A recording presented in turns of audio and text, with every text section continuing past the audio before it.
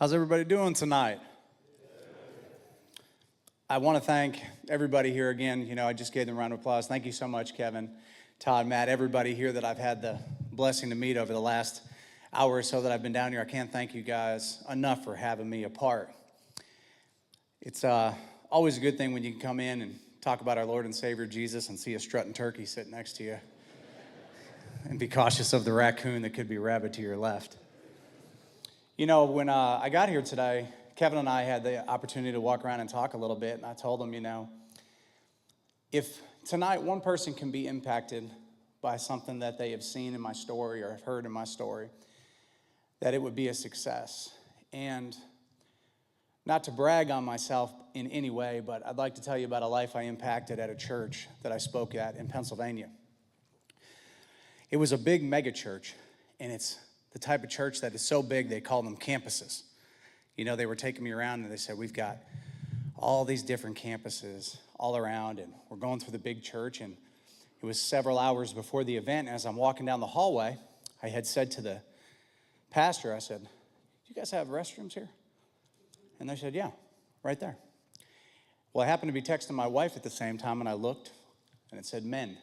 There was a hallway. And I walked in there, and I texted my wife, I'll see you in a little bit. She was coming down with the boys.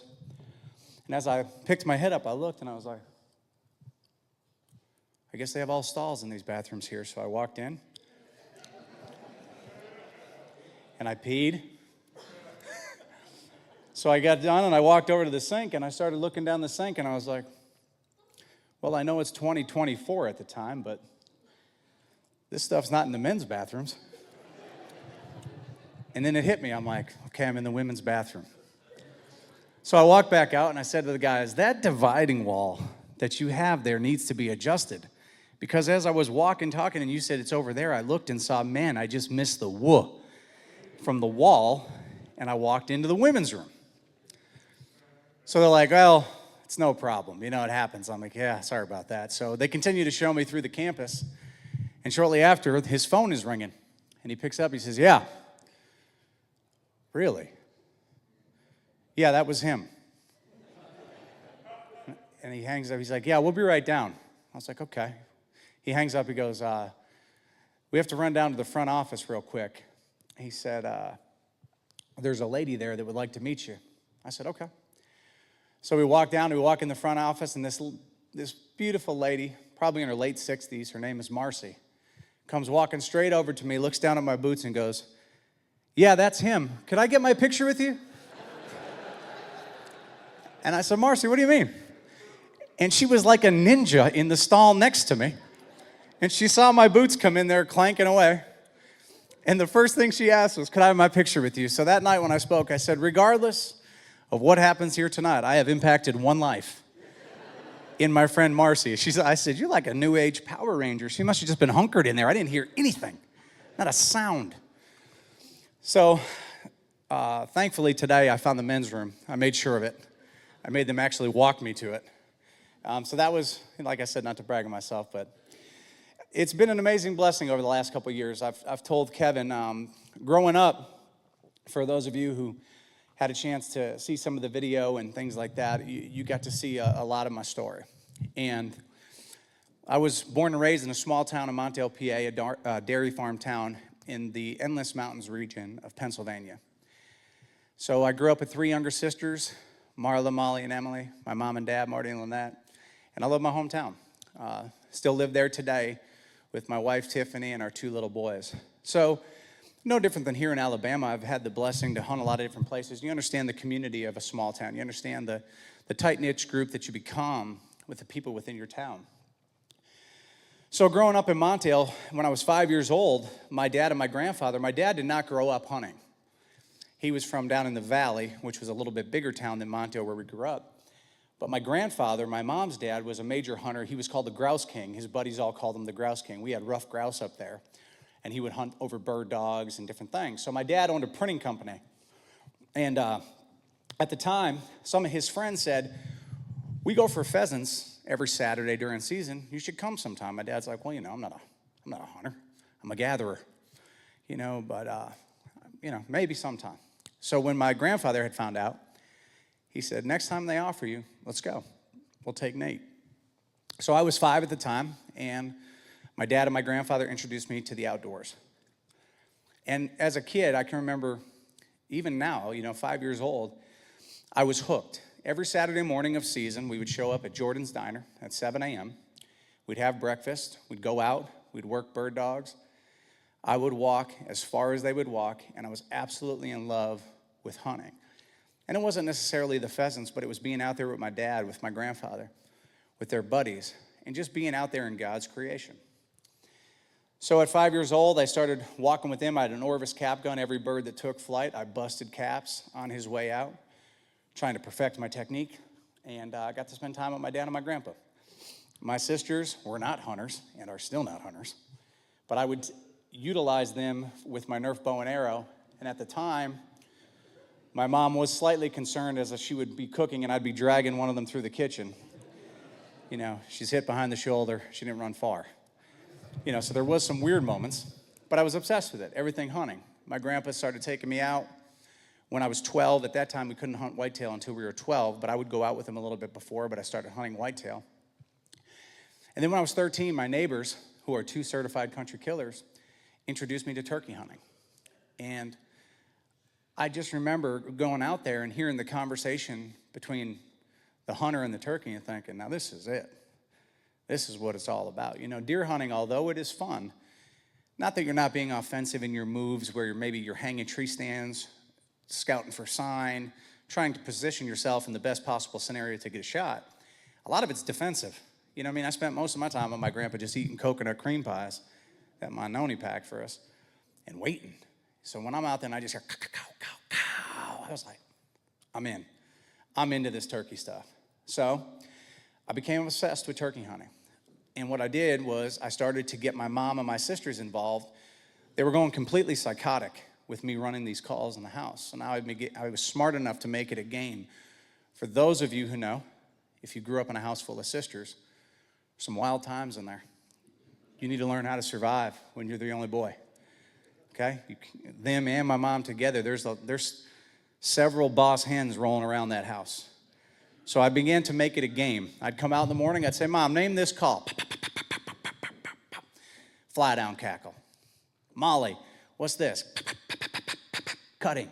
And that's how I kind of started my obsession. So I would literally break up every flock of turkeys that I would see. And I started to really get into turkey hunting. And in 8th grade, I had started to get the nickname in my town called the Turkey Slayer. I took everybody. I took all my friends. I took my teachers. I took my principal, because that was a business deal. If I took my principal, then I can come in every day late in May. It was a business deal, okay? So I took them. And in 8th grade, I also happened to be in study hall one day, and I looked up, and I saw Tiffany Case, who is now Tiffany Hosie. And I remember thinking to myself, that's the most beautiful girl I've ever seen. Now, I stayed away from her in 7th grade. She had a bowl cut, okay? I knew who she was, but the hair wasn't flattering at the time. She blossomed in 8th grade. I was at the prime of my life at that point. Turkeys everywhere, hunting with the principal. I was at the prime of my life. And I told a buddy of mine to go up there and ask her out for me. And I hung down there, I put my leg against the wall. I'm like, this ought to be easy. Strutting, wingtips wore down.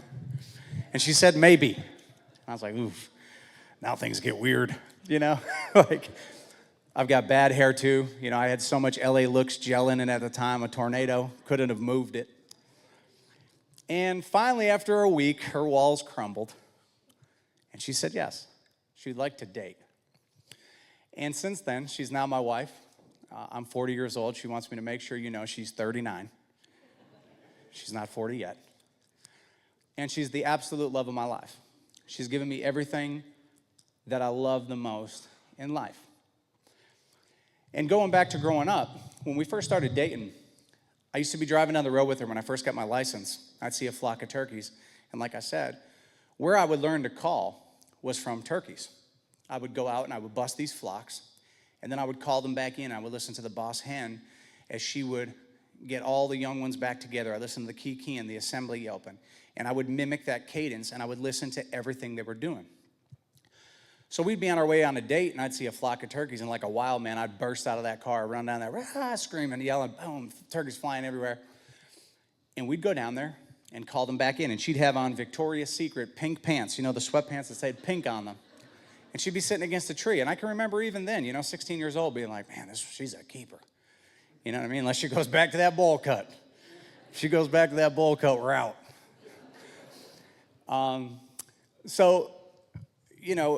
When I was growing up, I was raised Catholic. And for anybody who knows anything about the Catholic Church, it's a lot around the Mass. It's about like the Mass and the service and different things. And I was a high-end Catholic. I was an altar server, okay?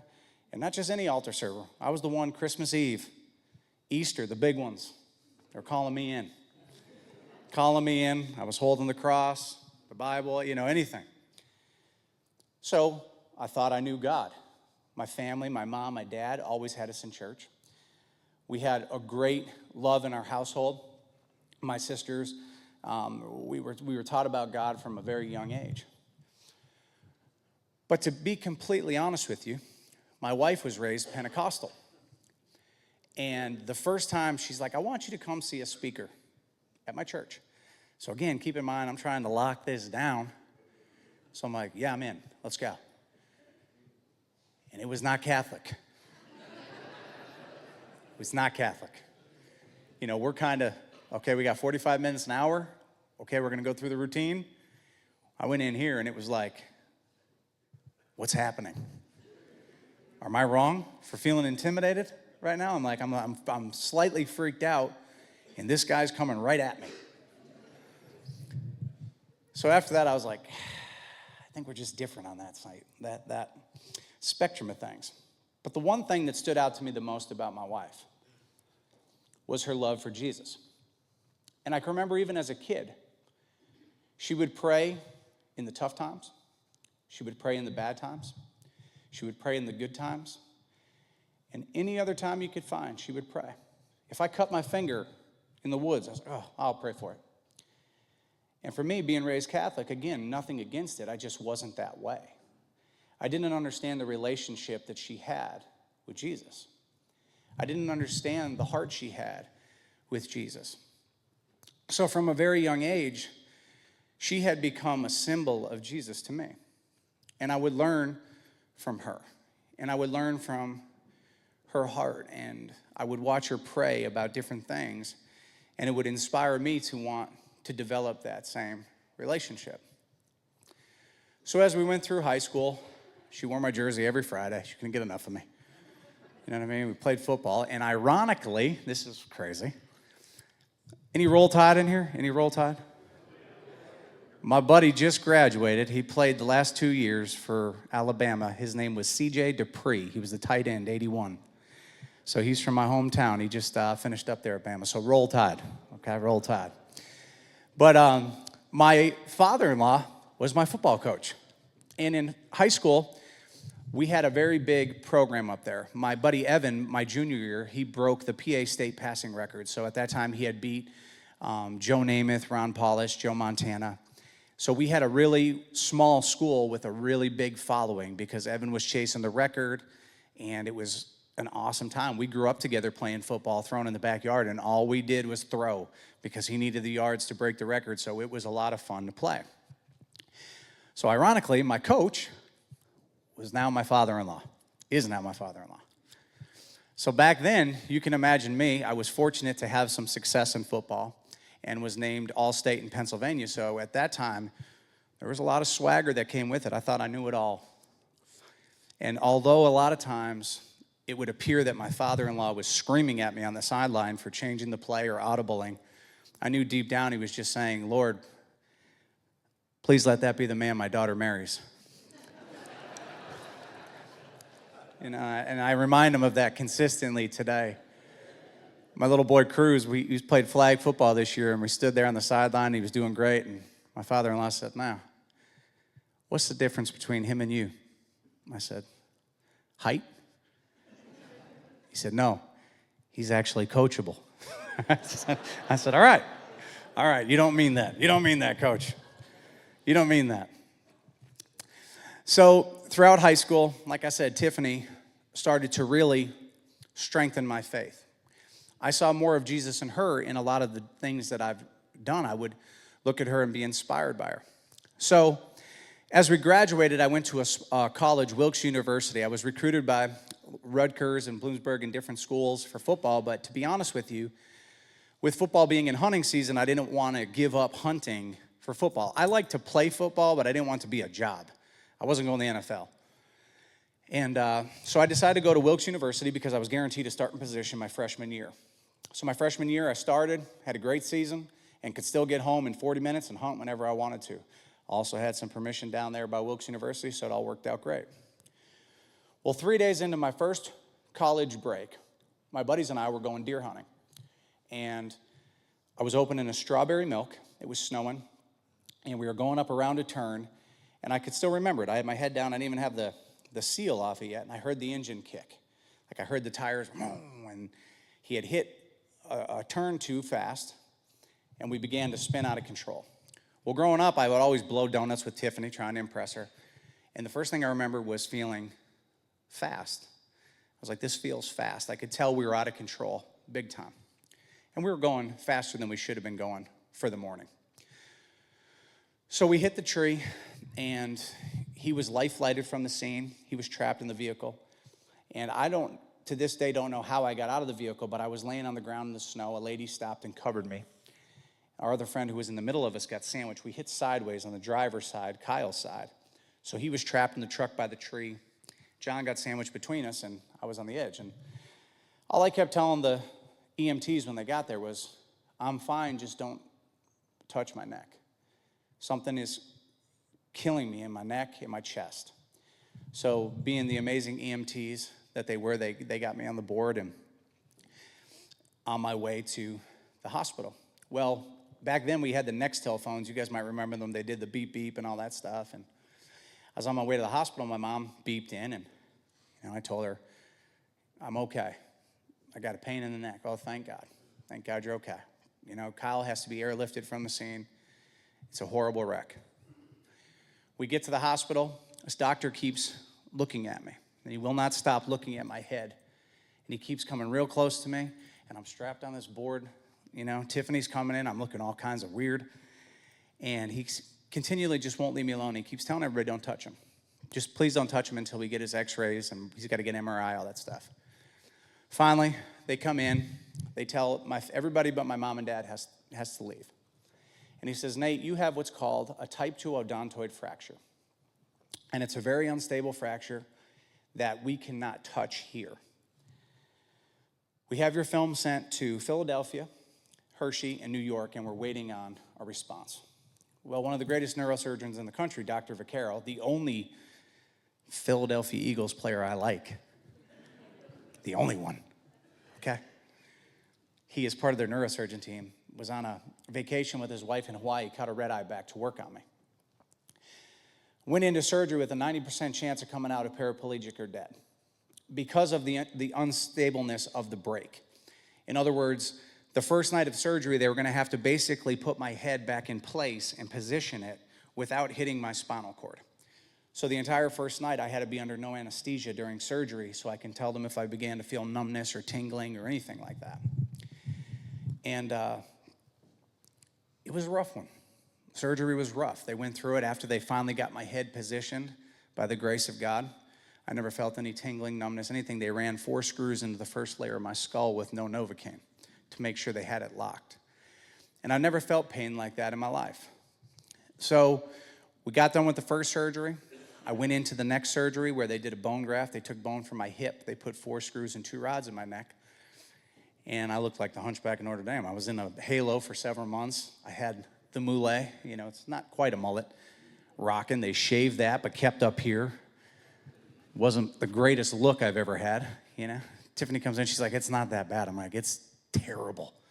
It's not good. But in that moment, I remember through the morphine after the second one, every time that I would remember Tiffany being there, I would remember her praying next to me. And again, reminded me of the strength of Jesus. And it's so vivid to me, even though I don't remember much, but I do remember several heartfelt performances to the nurses with Christmas songs on the morphine. But it was from the heart. It wasn't great, but I was singing it from here.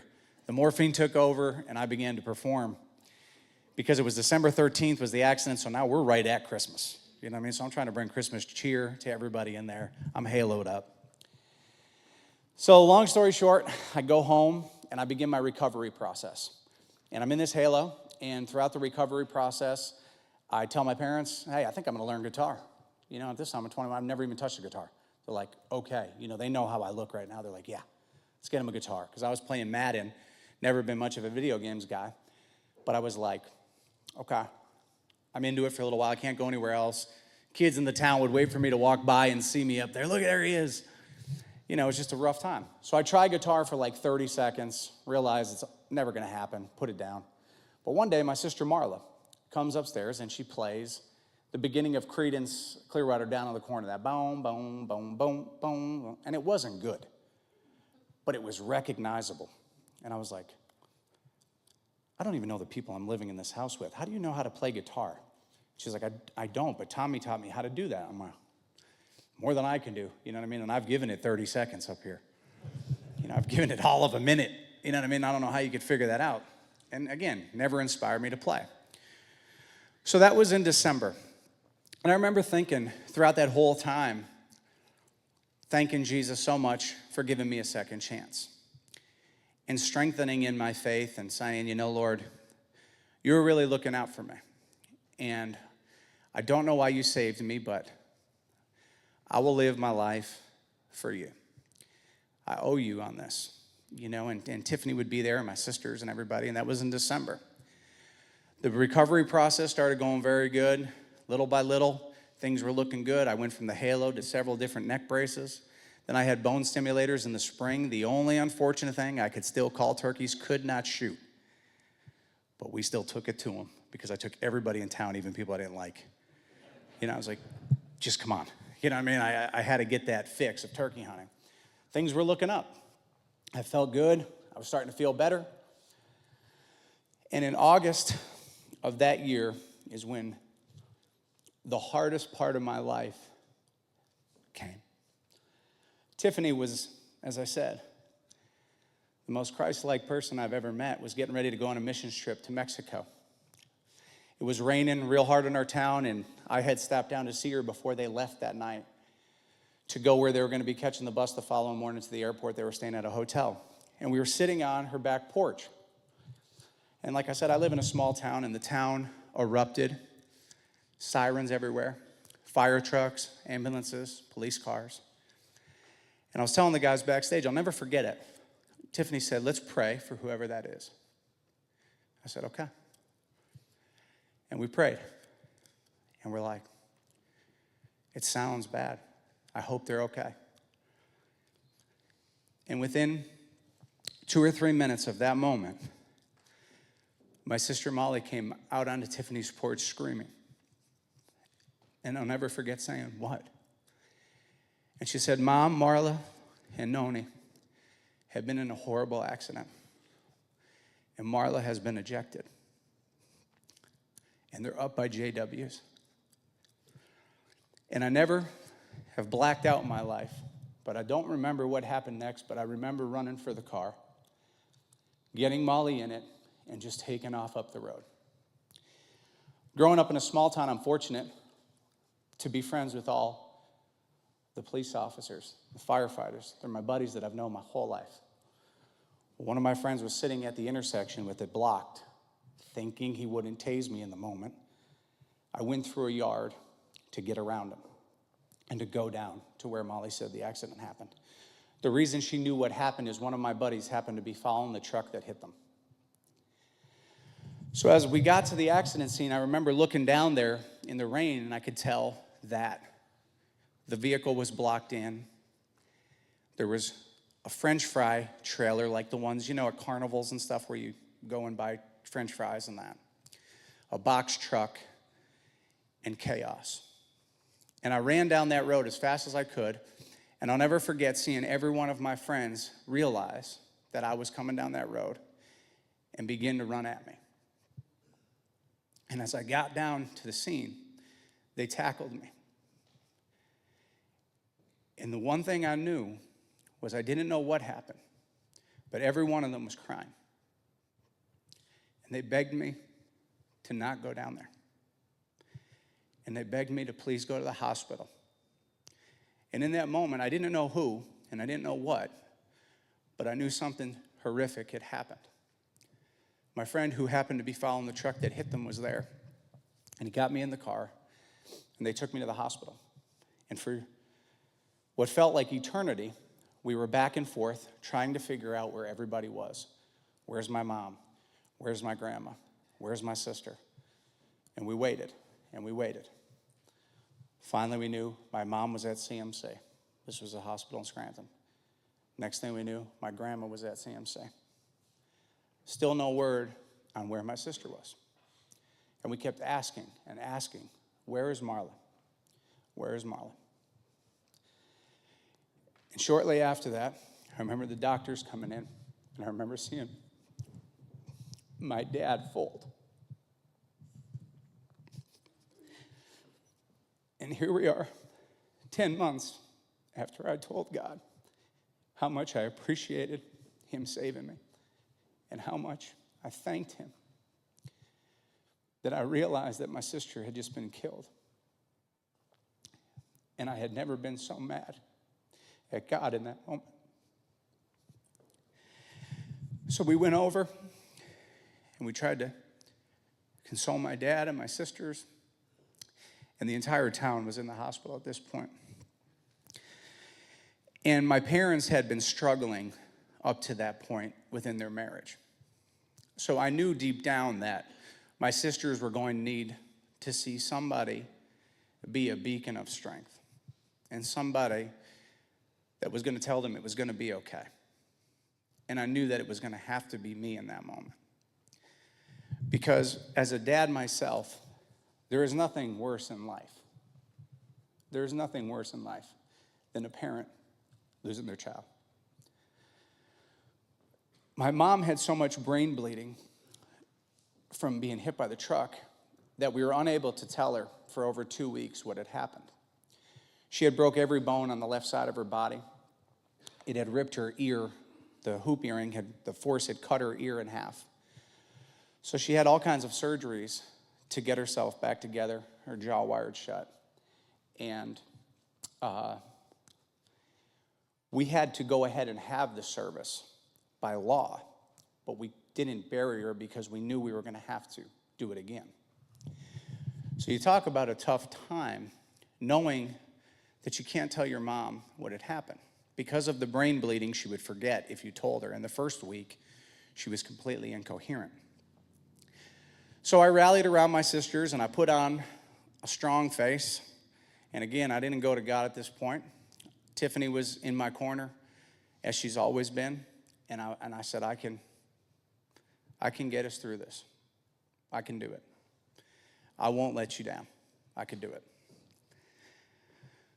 And one day out of nowhere, like I said, a little after 2 weeks, I started to think my mom knew something. My sisters Molly, Emily, and I, when we would go in to visit her, we wouldn't go in all together. We would go in one at a time, two at a time, so that maybe she wouldn't put together something was not right. But I'll never forget, and I think it's just a mother's intuition, a lot of times I would talk to her in her ear, I'd say, Mom, it's going to be okay. It's going to be okay, Mom. We got you. And she would just cry. She'd never open her eyes. She'd just cry. And I felt like she knew something wasn't right. And all of a sudden, one day, we got to the hospital to see her. And the doctor came down and he said, the swelling in her brain had gone down. And she is with it today. She was sitting up when they had walked in. So we knew at that point that we were going to have to tell my mom what had happened. And the therapist came down and they said, Nate, you know, they tell us that you have a really good relationship with your mom. And, you know, you're her son. Again, like I said, I grew up with 3 sisters. I looked like an angel. they're crazy. And I love the three of them, but they're nuts. So I'm like, yeah, I have a great relationship. And he said, do you think that you should be the one to go in? And I remember thinking in the moment that there was no possible way that I could look my mom in the face and tell her that. And I told him, I said, I can't do that. I cannot look her in the face and tell her that.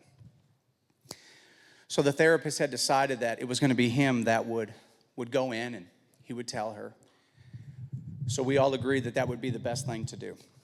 And when he went in there, he was only in there within a few minutes, and as you can imagine, he came running out in the hallway, and I remember him screaming for me. And I went down to my mom's room, and she was losing it. Her body's broken, her jaw's wired shut, and she is out of control. And all I could do was get on the bed, and I held her down, and I kept telling her over and over again, we need you, and it's going to be okay.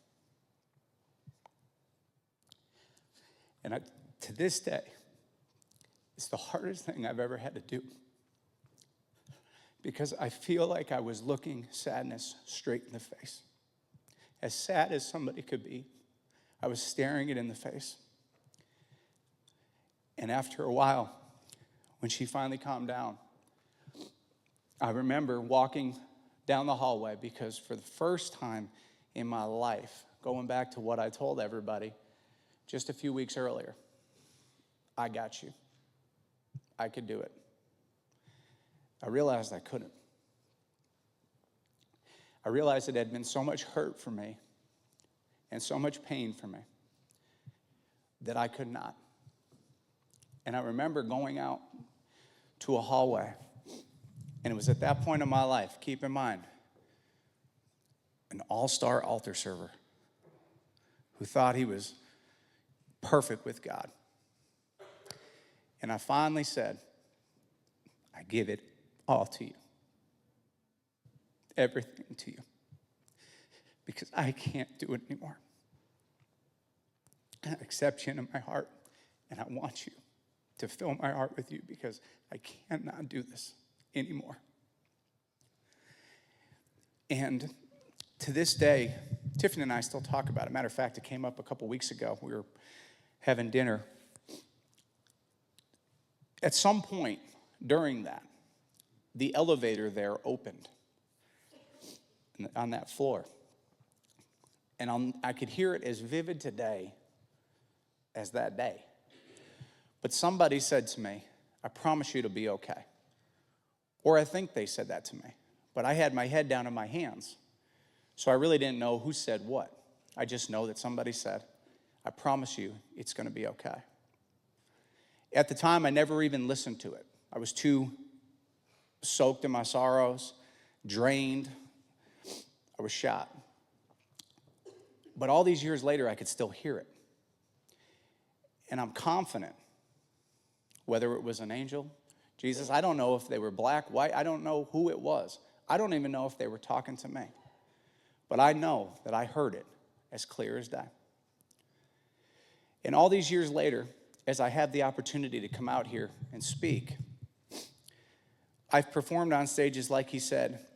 I've had the opportunity to open up and perform on stages all across the country with artists that I never would have thought possible. I've stood on stages and played music in areas that I never thought possible. And music simply came because after that, I could still see my sister playing that guitar. I could hear her. When I pulled the guitar, I remember her playing it. And I made a commitment. I said, I'm going to learn to play that guitar. And now I've been all over the country playing. My sisters have been blessed with absolutely beautiful children. We have my niece, Marla Ray, named after my sister. Tiffany and I have been blessed abundantly with Cruz and Nash in our life. And I have learned so many lessons from my wife, I get to come to these different places and speak and give my testimony. The truest testimony I can give you, the most Christ-like person I've ever met, is her. She should be the one talking, because she has been the strength for me my entire life. And in all of life's things, anxiety, different things, you're trying to make a living, you're going through things. A couple months back, and this is a true story, I've never had anxiety in my life. And one day I was watching Elevation Worship. Some of you may be familiar with it. I trust in God. I was watching it. And all of a sudden I started saying, man, my left arm feels weird. And I'm watching it. And I'm like, what the heck is going on? Then I'm like, man, like my heart is racing. So I do what every man does.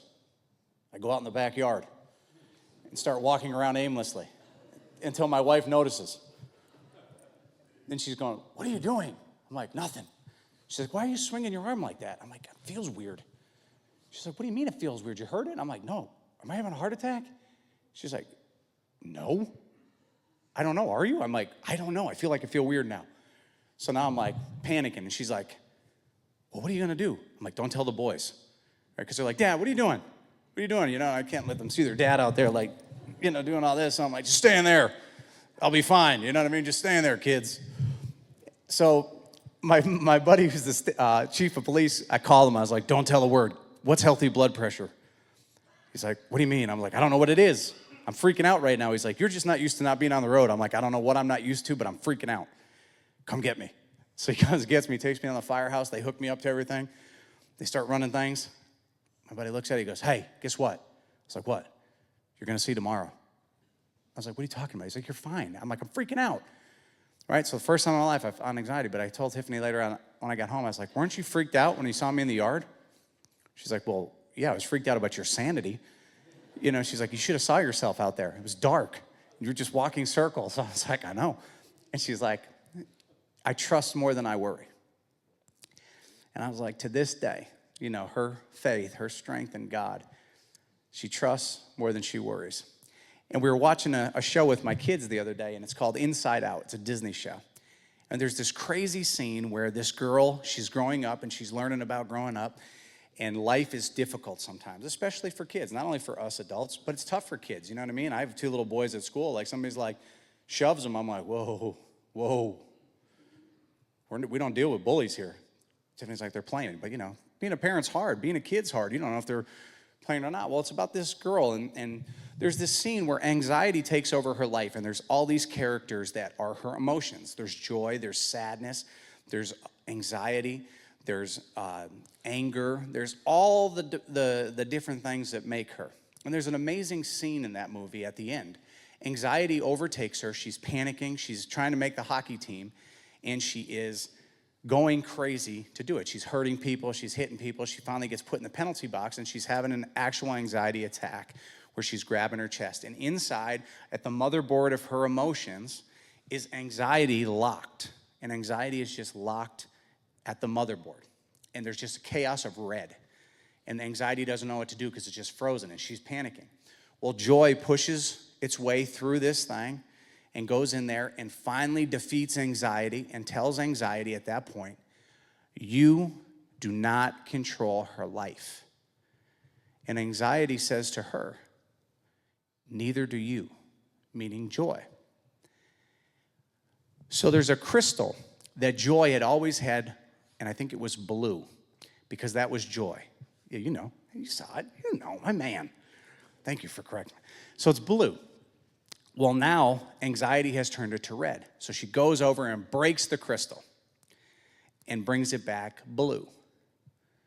But what what joy has to accept is that now the crystal has to grow back blue, red, purple, to have all of her emotions combined in one. So as this is happening, joy can't stand the fact that this girl is hurting so much throughout this panic attack. Joy can't stand it. So as the crystal grows back with all of her emotions, what does joy do? Joy does the only thing that she can do. She wraps her arms around the crystal and holds it. And it starts to calm the little girl. And I called Tiffany and the boys in, and I rewound it, and I said, I want you guys to watch this. And I want you to watch this part, and I want you to understand that that's what Jesus is in your life. Jesus is the joy that when you're hurting, that when you're scared, that when you're sad, when you're depressed, when you're happy, he is the one holding all of us. I could not be standing here today without Jesus, without the amazing blessings and gifts that he has given me in my life. And I've learned all these years later, I was talking to the fellows out back in between like my fourth helping of elk. To all the cooks, it was unbelievable. I don't like to speak before I speak, or I don't like to eat before I speak, but today I made an exception. It was unbelievable.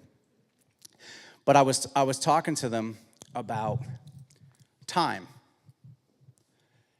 And you don't know what it means to me for you guys to come out here and sit here tonight and just take the time to listen to what I've been through.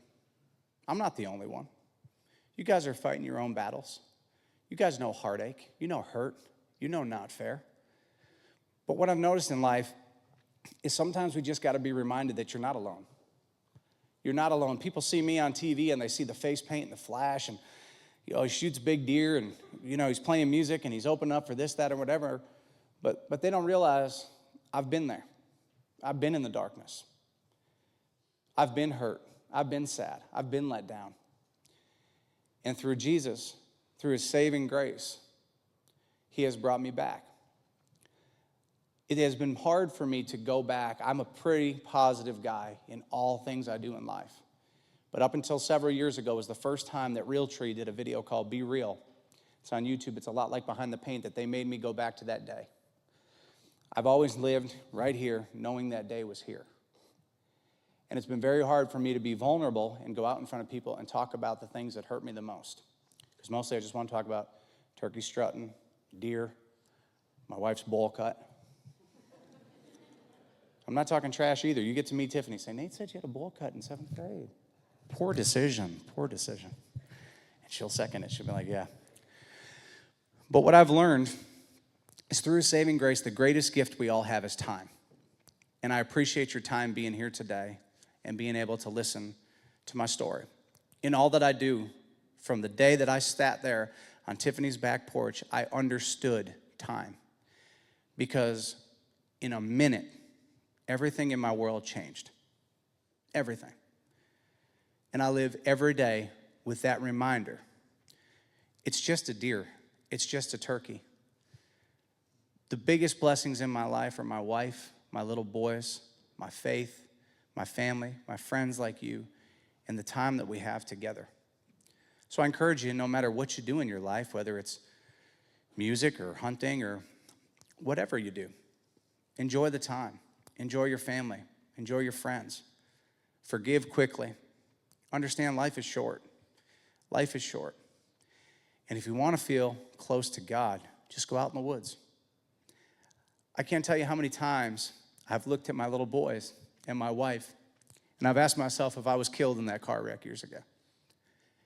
That's how happy they make me. I wonder if that's heaven to me when I look at them. And how thankful I am that Jesus gave me a second chance to be their dad, to be her man, for her hair to grow back out so I could see it. She's going to be mad at me. It needed to be said. We need to pray for her that she doesn't go back to that. But like I said, enjoy the time. Go out there in God's creation. Feel his presence. And maybe some of you are struggling. And like I said in that video, the biggest thing I could tell you is get up. Years ago when Damar Hamlin got hurt, the Buffalo Bills player, he took the heart attack. I had no idea who he was. I started following him after that. Is the guy okay? Did he make it? Because, usually in football, they give the thumbs up when they're going out. And everybody's like, oh, okay, the guy's good. All I wanted to know was that he got up, that he was okay. I knew nothing about the guy. All of us are in this life together. We'll all fall. It's up to all of us to rally around one another, and pick each other up when we fall. I hope that tonight, in hearing some of the things that I've been through, if you can relate in some way, if you're struggling, I hope it's helped you. Maybe knowing that it's not always just been big deer and turkeys and music for me. There's been my fair share of heartache. And I love the life that I get to live. And if there's anything that Jesus promises us, there is happiness down the road. I promise you, it will be okay. But you've got to give it to him. Accept him to your heart. There is no happiness in your life like the happiness of Jesus. And I tell my kids all the time because I've lived it. I've had the opportunity in what I've done to be around some of the most successful people in the world. And that is not the answer. The answer is not rich. The answer is not a booner. The answer is not turkey. I tell my kids every day, I don't care what you are, as long as you're happy. And happiness starts with Jesus. If they're rich, if they're poor, if they're athletes or not, I just want them happy. I want them to be able to have a peaceful mind, and that only comes through Jesus. A peaceful mind and a peaceful heart. And again, like I said, I appreciate your time. I appreciate your friendship. I appreciate you allowing me to come down here and to be a part of this amazing event. And I wish you nothing but the best. I want to pray with you guys before I call Matt up here. And like I said, I appreciate you. I wish you all the best in life. When it comes to turkey season, hunt them up. Show no mercy. Show no mercy. The Lord understands we can't let them take over the world. He understands. So I'll pray with you guys. Dear Jesus, I thank you for this night.